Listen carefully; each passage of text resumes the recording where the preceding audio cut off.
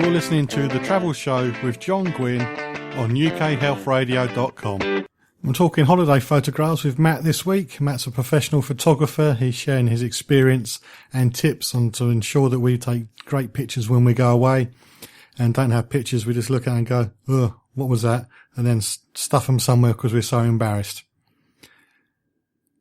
When you go away on holiday, you want to remember what the landscape looks like. So the views from your room or on the beach, or if you're in the mountains, what the mountains look like. So it's very important to make sure you take a decent picture, in this case, to ensure that it's worth putting up on your wall, perhaps. So I asked Matt, what's the secret of taking a great landscape photograph, and does it matter on the time of day that you take it? So landscapes, it's all about light, really. If you go and look at the Grand Canyon at noon and try and take a photo of it, it's not going to look that great because there's going to be these harsh black shadows that kind of like, they're kind of thin black shadows. They go straight down the sides of the rocks. You know, the sky is going to be just plain blue. It's going to be a very flat shot. There's no, because the light is directly overhead, it's hitting everything at the same time. So there's not really going to be any shape to any of the light, and it's really, really hard light as well. So it's not going to look terribly exciting in the pictures. As the sun starts to either to set for sunset, or as it's coming up in the morning and it's coming in at an angle, you're going to get the shadows forming across the rocks. You're going to get the color of the light changing dramatically as it goes through the day as well. So we, as photographers, we call the hour either side of sunset and the hour either side of sunrise golden hour. And it's because of the golden light that you get. And that's the stuff that looks really, really beautiful in pictures. And most of the time, if you're seeing a landscape shot and you see these sort of wonderful, dreamy golden lights, you think, what camera setting did they use to do that? It's not that they've used necessarily anything in the camera. It's just that they got up at 4:30 in the morning to go and do it. And that's really the big difference. It's staggering to me the amount of times we go on these workshops and you know, I say to people, you know, the first or second day when we're doing like a landscape session, okay, you know, we're setting the alarms, we're getting up at 3 o'clock in the morning, we're going to be there at 4:30. Everybody complains. Oh, come on, we don't have to do that. This is horrible. You know, I'm supposed to be on holiday. What are you doing to me? Then they get there and they see the light and a penny drops. And then for the rest of the holiday, all I get is, can we get up at 3 tomorrow to go and do the sunrise? You know, it's incredible the difference it makes to be there at the right time of day. Now, the difference between sunrise and sunset, both will have absolutely fantastic light, but most of the time, particularly if you're in a more touristy area, you will find that there are more people around. And yeah, that might be something you want in the shot, it might not. But if you want a clearer vista of whatever it is that you're looking at, there are going to be less people. You'll find the odd photography nutter like you that'll be out there, but you know, you won't have like a million tourists. So it's invariably just a better time to shoot. In terms of, is there a bad time of day to shoot? I mean, I would always say no. I mean, the thing is, you work with what you've got, particularly when you're on holiday. Because the trouble is, most people, if they're going on holiday, it's not a specific photography holiday like the ones that we offer, where, you know, we're getting up at 3 o'clock in the morning to shoot the sunrise. Most of the time, the tour bus leaves in the morning after the good light is already finished, and it gets back in the evening before the good light starts again. So most of the holiday shots that you take are going to be like in the midday sun. But what you can actually do is use that to create some really interesting shots, because there is this dramatic difference between the light and the dark areas of the picture. You can actually create some beautiful images. If you find, for example, you know, if you're in a city and there's sort of really hard sort of light, hard shadows coming down off the buildings, you know, you might find that there's one, say, sort of sliver of sunshine, you know, in between two shadows. If you can find someone and wait till they kind of walk into that sort of sliver of sunshine, expose for the highlight, expose for that bright bit of the sunshine, so that when their face goes into that, it's properly exposed, and let everything else go to like these sort of really lush, sort of thick black shadows.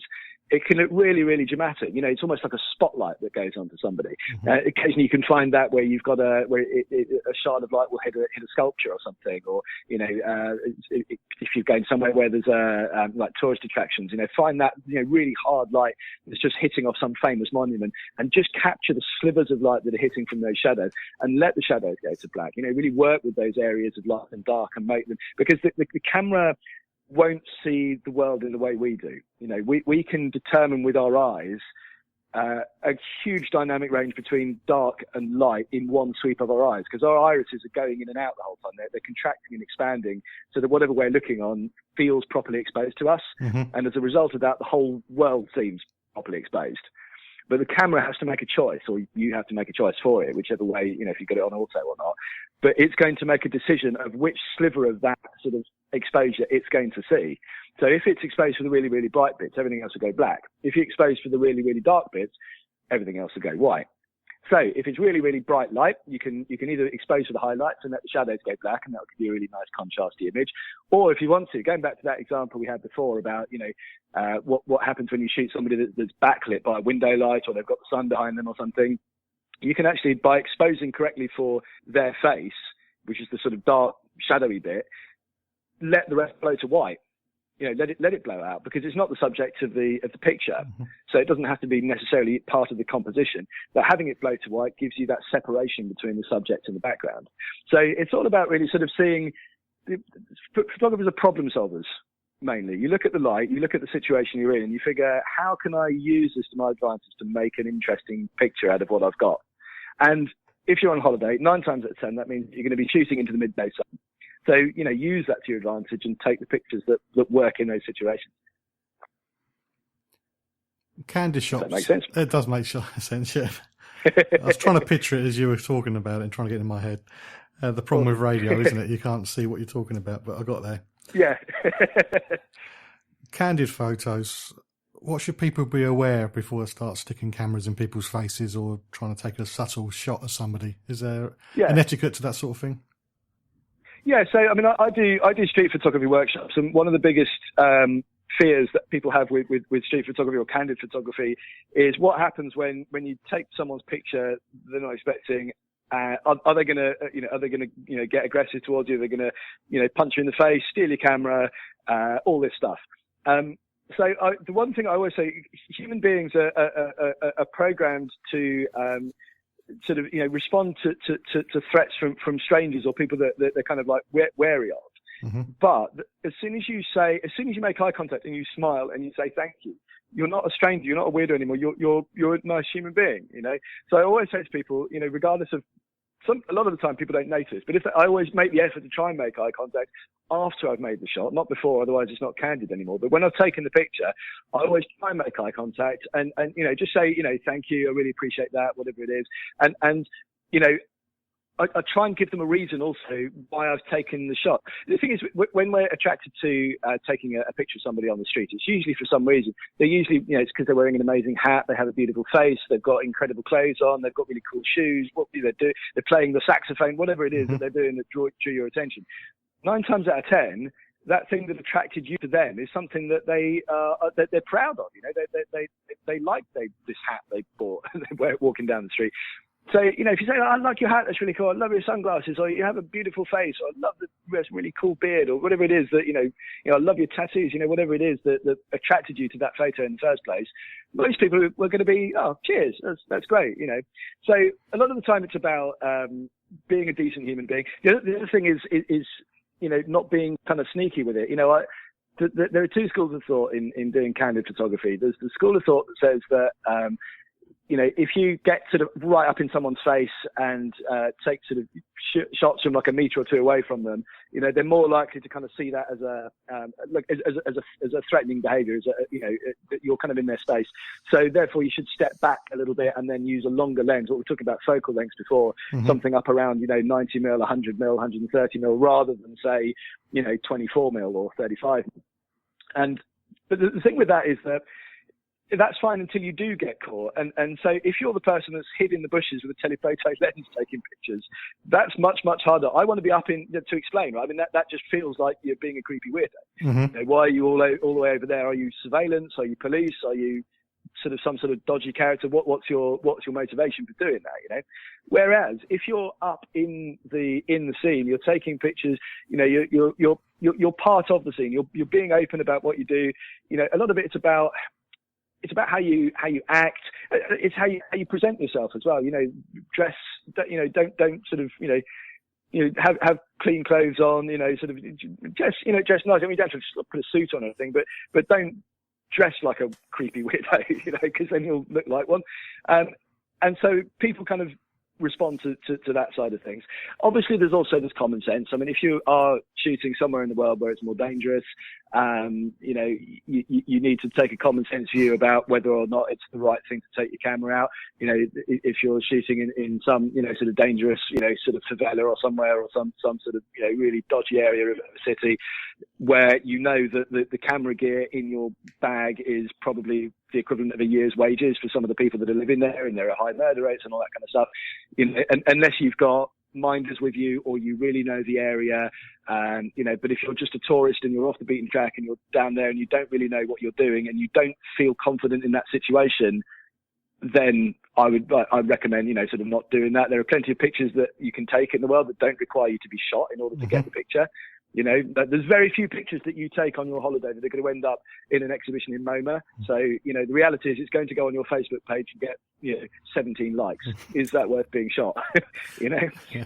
So there's that aspect of it. But, you know, it is really about, you know, and I've taken, I don't know how many thousands of street shots, and I don't know how many people have been through the workshops, but I don't know anybody that's been punched or stabbed or murdered or anything like that. Or if they have been murdered, they've not told me about it. So most of the time it's about being nice, and it's about being friendly, being a normal human being, you know, just being your regular, normal, friendly human being.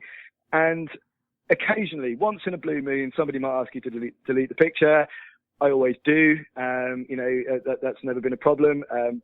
Occasionally I'll go out with a film camera and you have to explain to people that you can't delete the picture because it's film, you know, but you promise not to use it and so forth. Yeah. Well, this is the end of this week's show.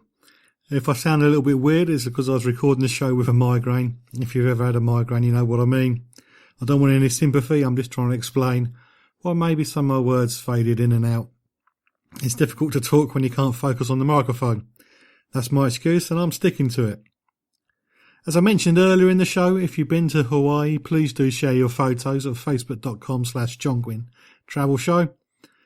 And if you have any photography tips or any photography horror stories from when you went away, it'd be great if you could share those too. The UK European Consumer Centre, there I got it out, would like to come back on the show to answer your consumer queries. Now, I usually cover travel consumer news, but if you've got consumer worries about anything, and I don't wish to turn all Martin Lewis on you, but if you have any queries about consumer rights, do let me know. Facebook.com/John Guinn Travel Show, or you can contact me at holiday_hut on Twitter. Send me your stories and I'll get somebody from the UK European Consumer Centre on to answer your queries and explain how you can move forward to solve your problem. I'm looking into air pollution around airports in the country. If you live near a major airport, it'd be great to be able to talk to you about smells, noises and your concerns.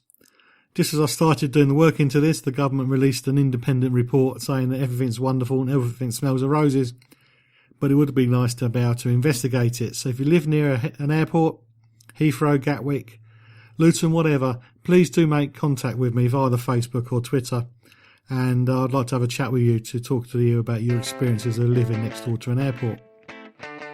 I do hope you can join me next time on the Travel Show with John Guinn on ukhealthradio.com, where each week I check out before you check in.